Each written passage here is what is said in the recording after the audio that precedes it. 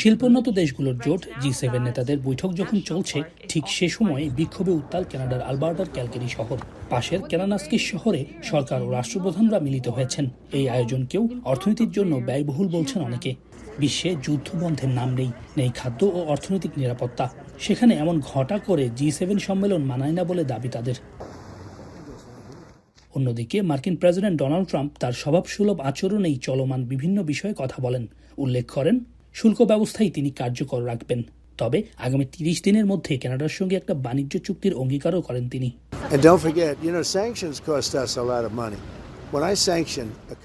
সম্মেলনে ইরানকে যেমন হুঁশিয়ারি দেন মার্কিন প্রেসিডেন্ট, ঠিক তেমনি রাশিয়ার ইউক্রেনে অভিযানের বিষয়ে সুর নরম করেও কথা বলেন।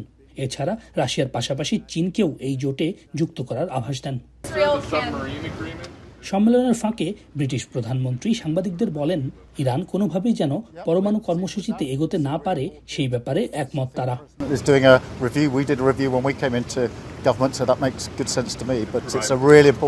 সম্মেলন চলাকালীন স্থানীয় সময় বিকেলে অতিথি হিসেবে ভারতের প্রধানমন্ত্রী নরেন্দ্র মোদী অ্যালবার্টায় এসে পৌঁছান।